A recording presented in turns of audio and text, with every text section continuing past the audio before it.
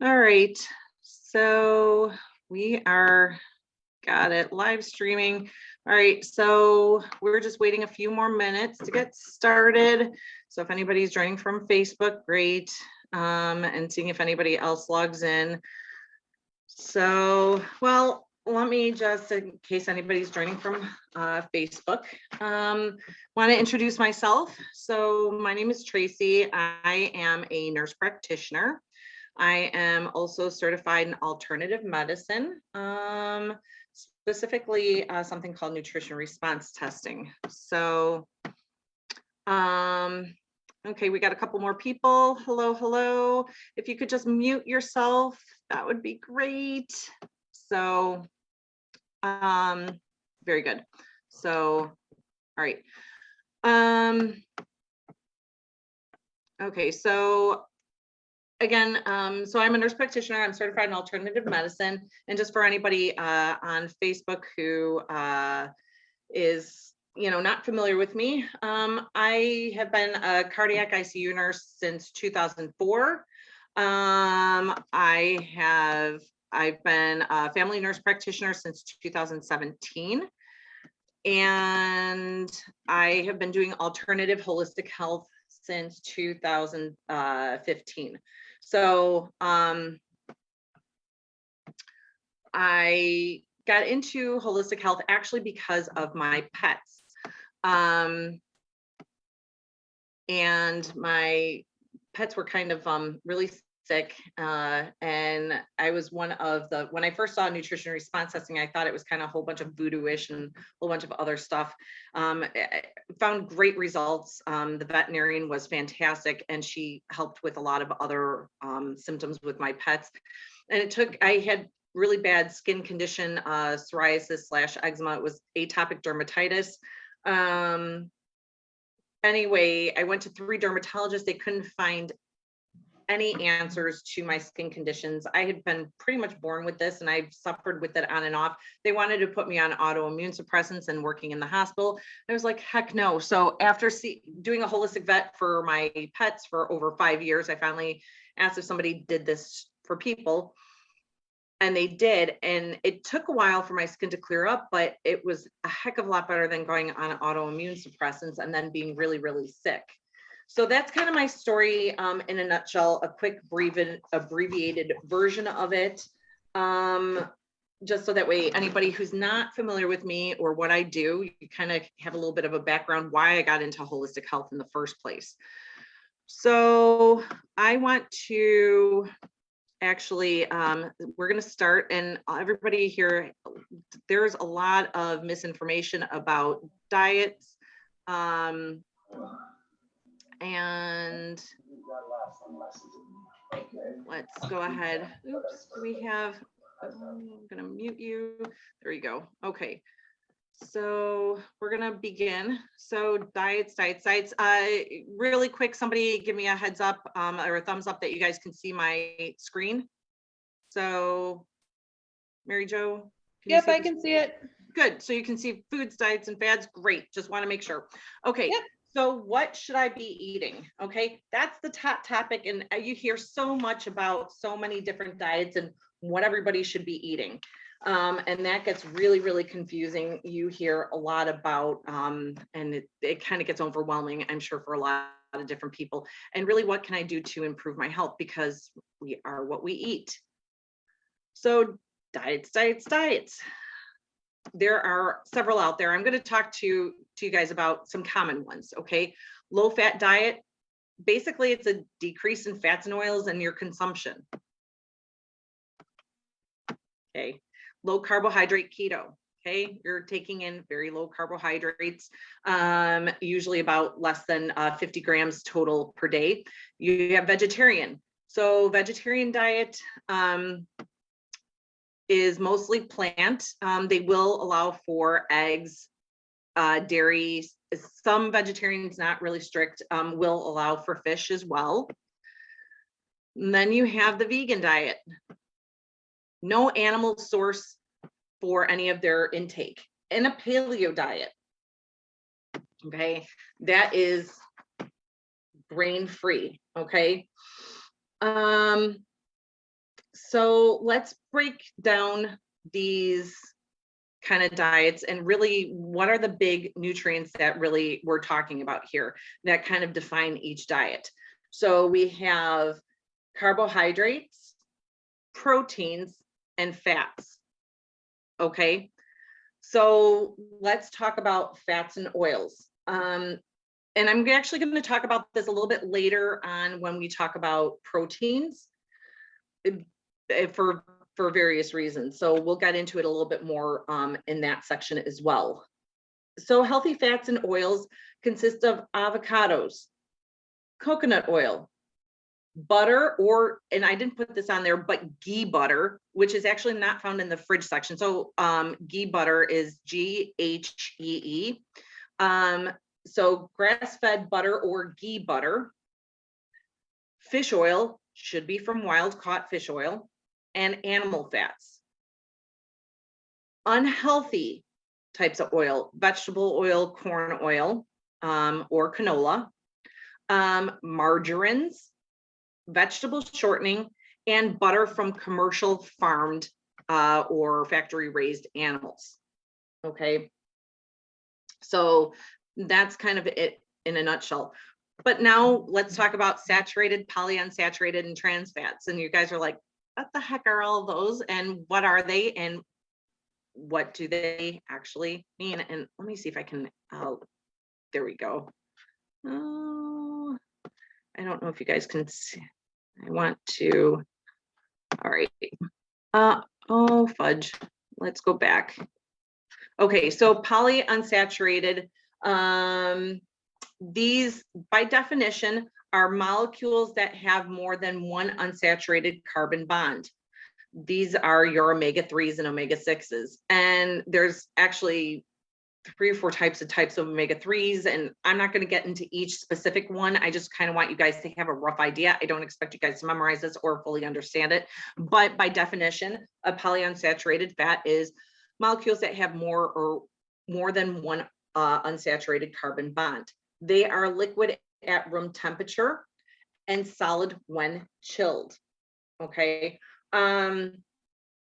Examples, and not all are healthy, but examples include corn, flaxseed, and soybean oil, walnuts, fish oil, and canola oil. Okay. Then you have saturated fats. Saturated fats by definition are a fatty acid without a double bond between carbon molecules. They are solid at room temperature. There is actually a lot of misinformation about saturated fats, and a lot of studies actually showed that it causes heart disease. But this was actually due to flawed studies that did not take in consideration the amount of carbohydrates and other things that these people were ingesting. So it kind of gave the idea that saturated fats were actually the culprit for heart disease, for clogged arteries, and for a lot of other things, including cancer. Okay, and elevated cholesterol. So now the American Heart Association and other societies have deemed saturated fats unhealthy, but that's not really the case. Actually, healthy forms of saturated fats can actually lower bad cholesterol and elevate the good cholesterol. So they are actually heart healthy. They protect the heart and the cardiovascular system.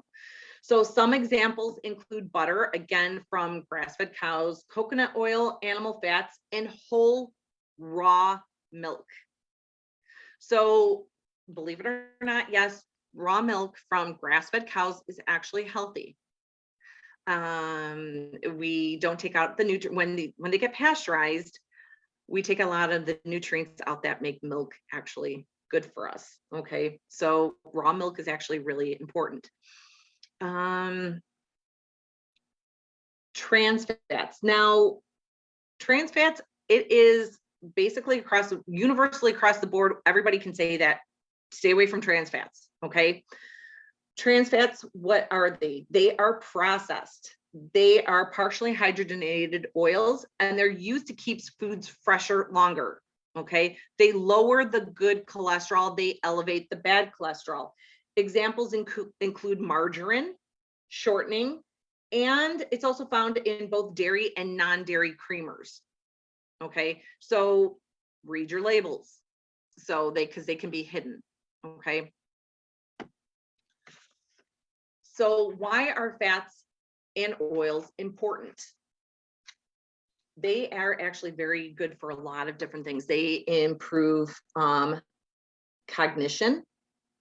They actually can help prevent Alzheimer's. Okay. They are needed for the absorption of vitamins and minerals. These are called fat soluble vitamins and minerals. Fats are needed for the body to actually help absorb and utilize these nutrients properly. They include vitamins A, D, E, K, calcium, among others. Okay. They help promote cardiovascular and heart health by lowering the bad, as we said earlier, by lowering bad cholesterol and raising the good cholesterol, so they're heart healthy. Good cholesterol is also needed for hormonal balance. So a lot of women who were on low fat diets, PMS issues, menopausal issues, and by the way, for women who have menopause, menopause just means the stop of menses. Does not mean all the other stuff along with it. Okay, it's the pause of your menstrual cycle. Okay, that's supposed to be it. So women with a lot of PMS, irregular periods and stuff like that, who are on low fat diets, you are actually can screw up your hormones and have a lot of hormonal imbalances. So anybody who's experienced that, you might want to start tracking what kind of fats you're taking in and how much you're taking in. And I'm going to get into that in a minute because that's kind of a wide variety too. In taking in healthy fats can actually reverse nerve damage and nerve pain, such as in neuropathy. Also can help with Parkinson's. It's not on here, but can help prevent Parkinson's. So cholesterol, okay, so good healthy fats help raise good cholesterol. We need good cholesterol around our nerve endings. This is kind of called the myelin sheath. I'm going kind of into a little bit of human anatomy, but each nerve ending is actually covered with what's called the myelin sheath. We need a good, strong myelin sheath, which is made up of good cholesterol for nerve impulses to transmit and talk to each other. Okay. Parkinson's is a breakdown of nerve endings and communication, and the breakdown of nerve impulses being able to transmit and talk back and forth to each other, partially from a breakdown of the myelin sheath. So getting in good, healthy fats and cholesterol will actually help to prevent Parkinson's as well. Okay. So it can help with that. Actually, it has also helped prevent cancer. They did studies. Women who did not limit their dietary intake of healthy fats actually reduced their risk of breast cancer. Healthy fats were also shown to reduce the risk of colorectal cancer as well. We also need, fats actually help with metabolism, hormone, weight loss. Okay, so we need proper amounts of fats in our diet. All right. So let's go on to carbohydrates. All right, carbohydrates, anything that is plant-based. And I'm gonna get some flack on this one, but I'll explain this in a minute. All carbohydrates by nature break down into sugar. Okay. What type of carbohydrates do I eat? Whole grain, ancient grains, paleo, very confusing, right? So this is probably one of the confusing parts. Let me see if I can kind of move. Oops, I did it again. I'm trying to move. I hope you guys can see everything okay. So carbohydrates break down to sugar. Now, a lot of people go, well, nuts are proteins, right? No. They are a carbohydrate by nature. They are a plant. By definition, a true protein has very little to no carbohydrates whatsoever. If you look at the nutrients of walnuts or peanuts or macadamia nuts or whatever you're going to use, it actually has a lot of carbohydrates, like around 20 grams, 17 grams of carbohydrates. So it's going to have,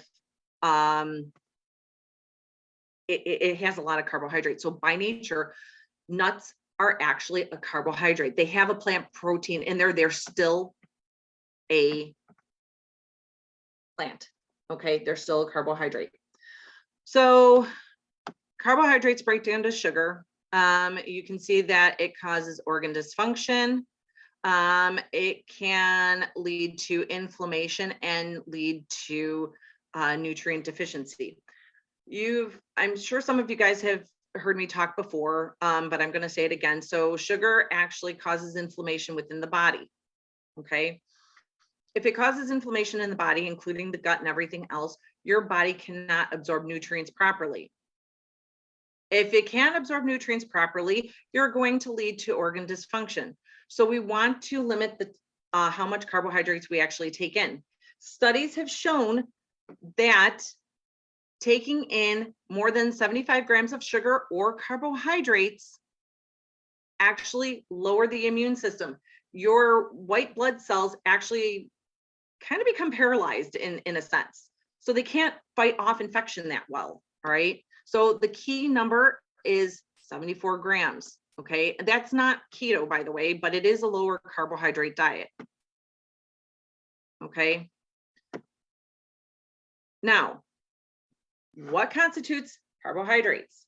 All right, what is healthy carbohydrates? Fruits and vegetables, all right? So, but again, watch your fruits, because even fruits can have high carbohydrates. For instance, a medium-sized banana has 27 grams of carbohydrates, or roughly thereabouts. And what did we say our maximum carbohydrate intake should be? 74 grams. So right there, you had about a third of your, actually a little bit more than a third of your carbohydrates if you have a banana. Okay, it's still healthy. You get a lot of nutrients from it, but you still have to watch the amount of carbohydrates that you take, because it breaks down to sugar. So even diabetics know that they have to watch the amount of fruits that they take. And some vegetables like carrots and things like that have higher amounts of carbohydrates. So you have to be careful on how much you're actually taking in. So, but these are healthier forms. So fruits, vegetables, nuts, paleo forms. What is paleo? Grain free. We're going to kind of go into that in a little bit.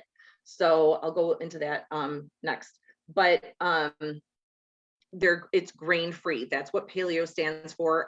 Actually, and if you want to be really, it's grain free, dairy free, refined sugar free. So you're not as healthy carbohydrates, which everybody can agree with, is refined sugars. Corn syrup. Okay, read your labels. Corn syrup is high fructose corn syrup. You find that in everything: ketchup, pop, salad dressings. It's in everything, and it's hidden. Look at your labels. It causes inflammation. It's not good. There's lots of GMOs. It causes deficiencies. It's horrible for you. Get rid of it. Ingredients ending in OSE: caramel, molasses. Okay, so these are some of the things that you want to kind of watch for. All right, refined white sugars. All right. There was a study that actually took two groups of dogs. They fed one group of dogs just plain water, another group of dogs water with sugar in it. Can you imagine which group of dogs died first? The group that was fed sugar water. They died first. Okay, not healthy. It's going to kill you quicker. Get rid of the refined sugar. All right. So carbohydrates, paleo. Depending on the person, you don't necessarily have to go dairy free, but paleo is considered grain free, refined sugar, cane sugar free, and dairy free. Okay, I'm not so strict on the dairy. That's an individual thing. Some people can handle dairy okay, some people not so much. Okay, so let's go into grain free. So you want to look for ingredients like chickpea flour, coconut flour, almond flour, tiger nut flour, cassava flour. I don't think I put cassava flour on there, but those are grain-free types of flours. So yeah, coconut milk, I forgot to put that on there. Thank you for mentioning that. So somebody in the chat in our Zoom meeting asked about coconut milk. Yes, coconut milk. Thank you for, yes, absolutely. That's considered dairy-free. Coconut milk is wonderful. So coconut flour, you know, coconut milk, coconut sugars, you can see, okay? So sugar, okay, we want to stay away from white refined sugar, even organic turbinated sugar, you know, cane sugar that you see. You kind of want to stay away from that as much as possible. I like, for sugar substitutes, my first 3 top favorites is monk fruit, stevia, and coconut sugar.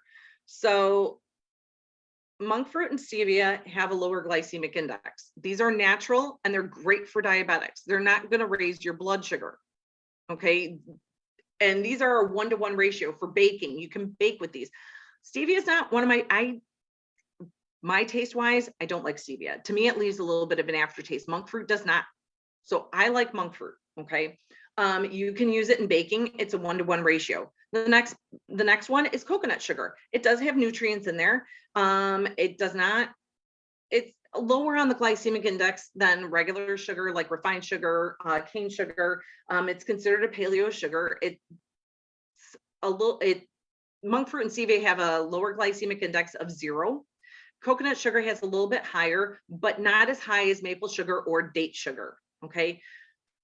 Maple sugar, date sugar, I'd kind of stay away from that. Those are kind of a little bit of my least favorite ones because they're loaded with carbohydrates as well. So, and again, we want to keep our carbohydrate under 75 grams a day. Okay, that's actually our goal, which is really hard for a lot of people because the American diet and what the Food and Drug Administration, they say that we're allowed to have about 220 grams of carbohydrates to a little over 300 grams of carbohydrates per day.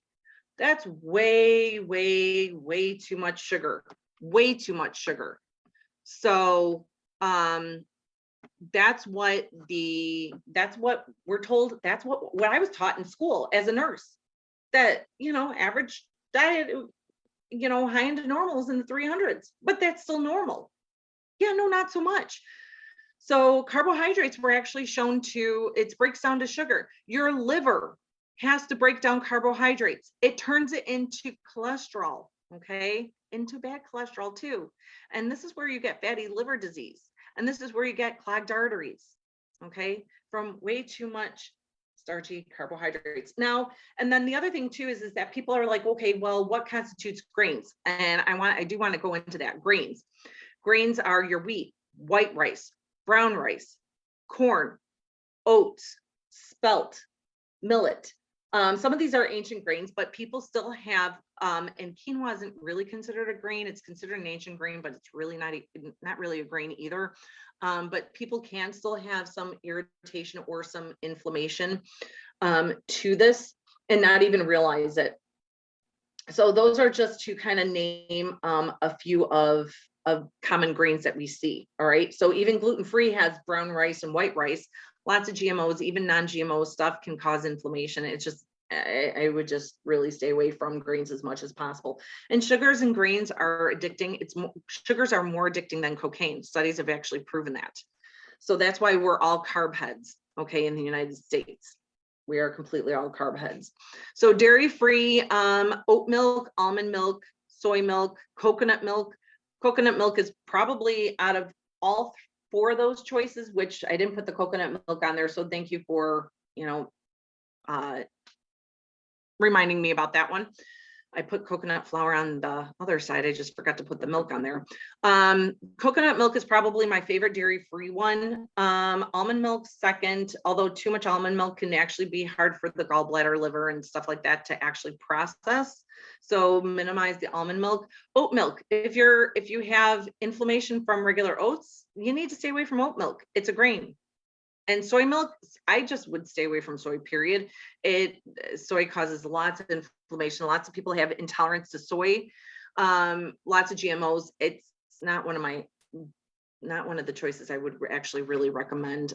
There's been a lot of studies on that. And from all the things that I've studied and read, your best bet is to stay away from soy as much as possible. So when you take in a lot of sugars too and a lot of carbohydrates, you can actually, it leads to an imbalance of pH levels in your gut. This is where a lot of leaky gut syndrome can lead to systemic inflammation, chronic sinus infections, chronic colds. You know, if you're sick all the time, there's a good chance you have leaky gut because you can't absorb nutrients properly. Your immune system's out of whack. Anxiety, depression, insomnia, pain. These are all can be symptoms of leaky gut and you don't even realize it. Okay. So let's go on and talk about proteins. This is really controversial because you're going to hear from vegans and vegetarians saying you got to stay away from proteins, you know, partly, and they're not completely wrong in a sense. And I'm going to get into that in just a minute. So how did proteins get a bad rap? Well, you're going to hear vegans and vegetarians, and again, they're not necessarily wrong, but I'm going to explain why. So they can cause cancer, it can lead to heart disease, higher levels of cholesterol, and of course, poor living conditions, because, you know, vegans and vegetarians are really about animal, you know, rights, and rightfully so. These are living things. They should be treated with dignity and respect. I'm not disagreeing with that. Studies actually have shown, and let's kind of go into that a little bit. You have factory farm animals. Their living conditions suck. They're pumped with a whole bunch of antibiotics. They're pumped with a whole bunch of hormones and things like that. They're not necessarily wrong. Okay. And we're going to go into benefits of factory versus farming, fish and pasture raised and factory farmed like animals like cows and things like that. So again, vegans were not necessarily wrong. Studies actually showed that factory raised animals can actually lead to cancer. They're under stress hormones. The stress hormones actually chemically change the nature of the protein, the meat that the animal has. They're pumped with a whole bunch of chemicals, antibiotics, hormones. They're fed garbage. They're fed a whole bunch of grains that have a whole bunch of pesticides and stuff like whatever the animal eats and takes in, you're eating too. So no wonder why our cancer rose up, you know, cancer, heart disease and things like that, because the animals are not healthy. If the animals are not eating healthy and they're not, you know, stress-free, guess what? You're ingesting all of that too. Okay. So they weren't necessarily wrong. All right. Now, that doesn't mean that eating protein is bad. You have to eat the right type of proteins. And let's get into that as well. Okay. So I'm going to go back over to the type of fats, omega-3s in specific. Okay. So you have long chains, which is mostly from animal and fish. And then you have short chain omega-3s, which is only derived from plants. Long chains omega-3s are important for brain development, bone health, cancer prevention, preventing Parkinson's, and a whole slew of other health conditions. Okay. And now you're going to have vegans and vegetarians that say that, oh, your omega-3s, your short chains, if you eat enough of them, you can get long chains and your body can convert these short chains into long chains. Yes, that can happen, but there is no way that you're going to get enough of the long chains of the omega-3s from eating like only plants. Your body can't convert the amount that you actually need to be healthy. Period. End of story. That's been proven. Okay. So when they say, oh, you can get all your fats from and all your proper fats from plants, not in the right proportion. Okay. So yes, your body can convert a little bit of the short chains into a long chain, but not enough. Okay. It just can't. And I've actually showed you, here's some articles that you can look later on. But yeah, you just can't. So wild caught versus farm raised fish. Wild caught, you have less contaminants. Lower levels of mercury have been shown in wild caught versus farm raised fish. These fish are healthier too, partly because they're not in a small tank with tons of fish in them. Also, they're eating an appropriate diet. So let's take salmon, for example. The diet of farm raised salmon include corn, grains, and some other things that help make their flesh pink. Okay, because if you took a wild caught salmon and a farm raised caught salmon, you're going to see that they're both things of meat, or both salmon steaks are pink. Not because of their natural diet, but because they're given food that help to make their flesh pink. I don't know about you, but I don't know of anywhere in the ocean that corn grows. They're not supposed to be eating corn. Period. End of story. They're eating, and corn is GMO. Lots of corn is GMO. They're laced with pesticides and everything else. So they're not eating a healthy diet. Again, if the animal is not eating a healthy diet, are you really eating anything healthy? No, not really. Okay. So what are salmon supposed to eat? Smaller other fish, squid, small octopus, krill. That's where they get their pink flesh from, is the krill. Okay. That's what salmon is supposed to be. That's the difference between farm raised and wild caught. They have higher levels of mercury. Oh, and by the way, so speaking of that, so when I first got my dogs, and I thought I would be really smart, and I started reading about how to feed dogs properly. So raw food diet. Okay. And I had a Rottie puppy. I rescued her. She was 4.5 months old. By the time she was 6 months old, she was limping to beat a band. And I had just gotten onto the bandwagon of feeding raw food. So I was going to Jewel, and I would buy fish from Jewel, raw fish. And I was buying like different organ meats and things like that, and mixing it in with vegetables. And sometimes I would buy over-the-counter fish oil, and at a Jewel, because, right now, this was what, 2008-ish? Yeah, about 2008-ish. So I'm thinking I'm doing really good, right? I'm a nurse. So fish oil is really good. It's good for the coats, and it's good for the skin. It's good for everything. It's good for joints. So I'm feeding her all this stuff, and she comes up limping, couldn't figure it out. I had her see a puppy chiropractor, puppy acupuncturist, and adjustments weren't helping. Acupuncture wasn't helping. We did x-rays, couldn't really see anything on the x-rays. Maybe she had elbow dysplasia or hip dysplasia, nothing like that, because Rotties are known for like hip dysplasia and things like that, and elbow dysplasia, nothing like that. Couldn't figure it out. So finally, I had been taking my other dogs to the holistic vet who did nutrition response testing. So I'm like, all right. And I still was kind of a little skeptical at this point, so I brought her in to see her. She's muscle testing her, and she goes, she's got mercury in her joints. I was like, what are you feeding her? Said, well, and I'm really proud of myself. I have her on human grade fish oil.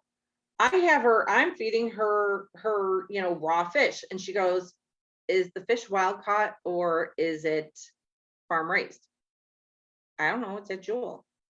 She goes, they sell a lot of farm raised. They're high in mercury. She goes, does your fish oil say mercury and lead free on the bottle? I was like, I don't know. She goes, it needs to say mercury and lead free. I'm like, well, they wouldn't sell that. Pregnant moms take fish oil all the time. It's really good for baby's growth. And she goes, it has to say mercury and lead free. I was like, are you kidding me? Now, me being a nurse, now I feel really stupid. So I rush home. I look at my bottle. My bottle doesn't say mercury and lead free. I call up my mom because my mom's on fish oil. I'm like, Mom, does your bottle say mercury and lead free? And she goes, well, my bottle says mercury and lead free. I was like, son of a bleeping beehive. I was like, you got to be kidding me. So then I started researching mercury and what it causes. It can cause a slew of things: anxiety, depression, it can cause joint inflammation and arthritis. I was like, because it has an affinity to soft tissue in the joints, the joint capsules, brain, things like that. So it can cause a slew of different symptoms. I was like, you got to be kidding me. Took about, several months, like 3-4 months of detoxing her. And then all of a sudden her limping stopped. So this is what I'm talking about, is you are only as healthy as what the animal is that you're eating. Okay. So pasture raised versus grass-fed, or grass-fed versus factory farming cows. Again, grass-fed is appropriate diet. Pasture raised, grass-fed, these cows, animals, sheep, lamb, they're eating an appropriate diet. They're not supposed to be getting grains, believe it or not. And again, a lot of the grains are GMOs, genetically modified, and they're laced with a whole bunch of pesticides and stuff like that. They don't add in hormones or antibiotics. The animal is completely less stressed out. So there's less stress hormones, cortisol levels. The animals are healthier, meaning you're eating healthier. So the fats and the proteins that you're taking in when you eat these animals are actually healthier for you. So one of the things that, if you guys have a pen and paper, I think I've talked to you guys about this before, but you can go to eatwild.com. That's EATWILD, eatwild.com. So, and then you can kind of pick what state you're in and put in your zip code. Okay. It will show you a whole bunch of local farmers. There's, in the Chicagoland area here, there's at least 20 or 30 local farmers within, from like Kankakee to a little bit up north or in west and stuff like that. But you can find 20 to 30 like local farms. Each farmer is going to sell something a little bit different, but these are conscientious farmers. These are small farmers that really care about what their animals are eating. A lot of them has grass-fed and finished beef, lamb, that kind of thing. So, and the reason why it's important to get grass-fed and finished is, what that means is right before slaughter, sometimes you can have pasture-raised grass-fed cows or lambs or whatever. Then while they're, at the slaughterhouse, they're fed grains. So grass-fed and finished means that the farmers are actually very meticulous, and they only feed the animals, grass or hay and that kind of thing up until the time that they're, being slaughtered. The other thing too is that a lot of these farmers actually care about how the animal is slaughtered. So they're very meticulous. They try to take very good care of these animals. A lot of them will follow. I don't know if anybody's heard of Temple Grandin. Temple Grandin was she is an autistic woman who actually studied cows and actually studied stress levels of cows and figured out ways to keep the stress level and keep the animal as anxiety free as possible in the slaughterhouse. And a lot of slaughterhouses actually have taken on her, her techniques and what she recommends and things like that. And it's actually a more humane way to handle the animals. So, and a lot of these farmers really, really, truly care about their animals. You can find raw milk, goat's milk. Sometimes you can buy, if you have a deep freezer and you ask a couple neighbors or a couple other families to go in with you, you can buy like a quarter cow or half a cow at a time. It's cheaper than getting the grass-fed and finished over at like your store, like, Jewel or Whole Foods. A lot of these times when you buy like a quarter cow at a time, instead of paying $16 a pound, you're maybe spending $6 a pound. Each farm is a little bit different, so don't quote me, but you can shop and see which, local farms and their prices and things like that.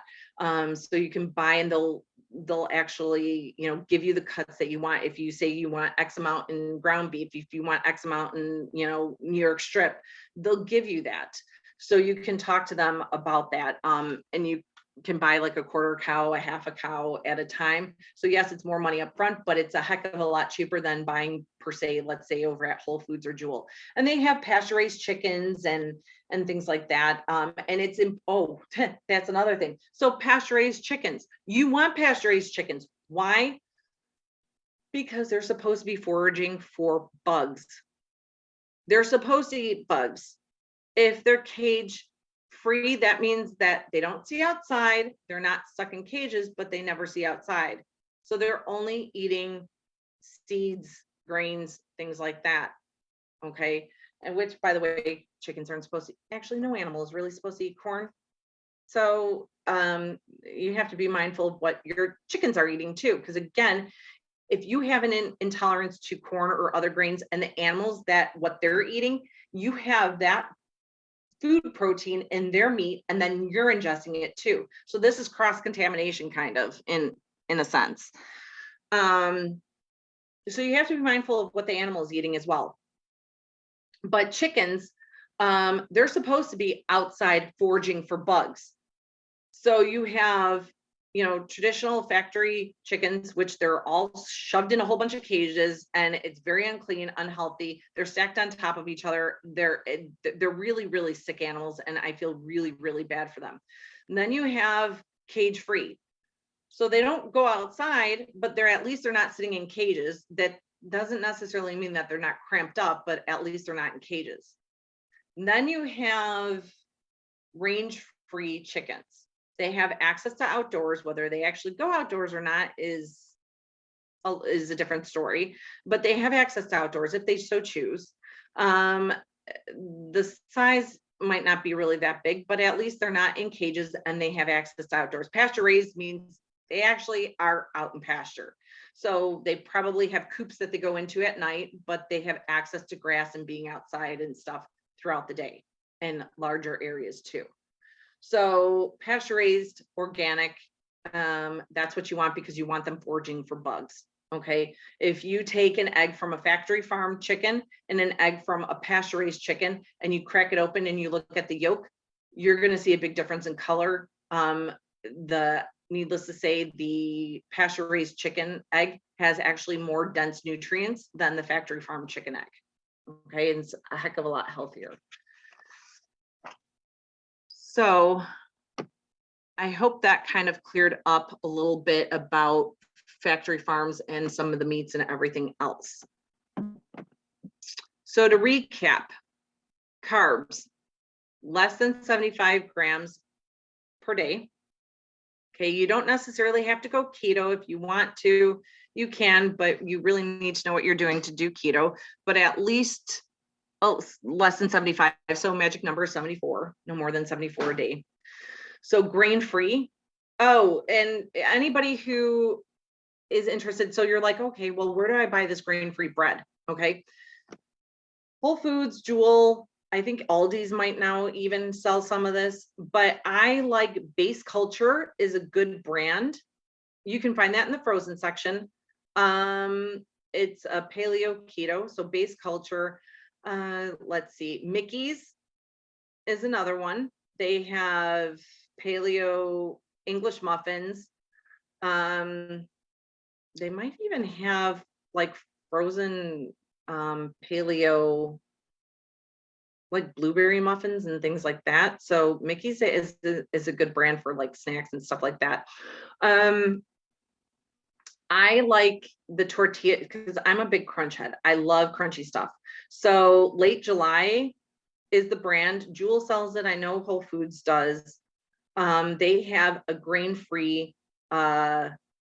tortilla shell or tortilla chip that's made out of tiger nut flour. And by the way, tiger nut is a root. It's not a nut. So anybody that it has allergies to nuts, tiger nut is okay. So you don't have to worry about that. So it's called Late July. I really like that brand a lot. It's got like a good dense, like, cause I like a good heavy tortilla chip. If I'm dipping it in avocado, or like, or guacamole, I want a good heavy tortilla chip. So I like Late July. It's a little bit like, it's got a little bit of a heavier consistency, like a regular corn tortilla chip. Okay. There is, so like for taco people, I like, okay, and I can't remember, I'll be darned if I can't remember the brand name. I found it over at Jewel. It's in the it's in the section where it's in actually the baking aisle where you can find flours and pancakes and stuff like that. But it's close, at least by the couple jewels by my house. I don't know, I'm sure each jewel is slightly different. But it's not in the fridge section. It's in like a package. It might be Open Nature, I'm not really sure, but it's made, I think, out of cassava flour and cauliflower. And they're really good tortilla shell, like soft tortilla shells, and it's in a package. And I found it by the paleo gluten-free types of baking flours. So I found it in that section. And it's actually really good. And I made like breakfast tortilla sandwiches, where I kind of put some good butter on there, and I kind of warmed up the tortilla, and then I put some organic cheese, some jalapenos, an egg and some onions, and I kind of made like a breakfast sandwich. So that might be something that you guys might want to look at. I really like it, and it's a good hearty one, and it doesn't break. It's not thin and kind of really dry. It's actually pretty good. So fruits, veggies. So those are some. So those are the carbs that I would actually kind of recommend: grain-free fruits and vegetables. So sugars, you want to stay away from your refined sugars, cane sugars, things like that. Watch for corn syrups, anything ending in OSE, and your fake sugars too, for sure. Try monk fruit, stevia, or coconut sugar instead. Okay. Proteins, they are necessary. Not enough necessary fats can be obtained from plants, which we talked about. You want to get your proteins from wild caught and pasture raised animals. Fats and oil, they have many health benefits as well. So saturated fats are not unhealthy, unlike what everybody kind of stated it was, and that was due to a flawed study. So now people are, and for anybody who's not very familiar with what what I do. So if you're not really sure whether a food is causing any inflammation in your body, so what I do is called nutrition response testing. So I use acupressure points to find out what organs are not functioning optimally, the reason why. Food intolerances. So intolerances is different than allergic reactions. So you can have symptoms like inflammatory symptoms and not even know it, because guess what? We kind of got used to not feeling well, and it just became the norm. Oh, I'm bloated all the time. Oh, I'm this all the time. Oh, I got headaches all the time. So we kind of got used to feeling like sick, and we forgot what it feels like to feel good. So, and a lot of this can be from food intolerances that is causing slight inflammation and has just gradually built over time. So I can help find what's causing organ dysfunction, what's causing your underlying symptoms. And then through design clinical nutrition, using whole food supplements designed specifically to help a specific organ group or to get rid of underlying cause. And it's specific for what your body wants. So it's design clinical nutrition. So that's what I do. And doing that, finding out what foods cause inflammation, actually helps to improve your overall health by giving your body nutrients that it's actually lacking. These are safe and natural. Unlike synthetic vitamins and minerals that are over the counter, these are safe and natural. It would be like me taking an apple from a tree or creating an apple in a laboratory and saying, oh no, have the apple from the laboratory instead of the apple from the tree. Which one do you think is actually going to be healthier? So a lot of the over-the-counter vitamins and minerals, they only have to have one small part of it to be natural, and they can slap the word natural on the label. The rest of it can be synthetic. The vitamins and minerals that we prescribe that come from the pharmacy are all synthetic. It actually leads to nutritional deficiencies in the long run. So what I do is I actually use whole food supplements that are safe and natural, and things to help break down foods that your body is not tolerating. These are your digestive enzymes and stuff like that. So your body actually lacks a lot of digestive enzymes in most cases, and we give those to help you process your foods better. So you actually boost your overall health. Okay. If you have any questions, you can contact me at 708-261-6867. I'm inside Platinum Platinum Chiropractic. I'm off of College Drive in Palos Heights. There are virtual and in-person appointments available. So everybody on Zoom, stay on. Right now, we're going to end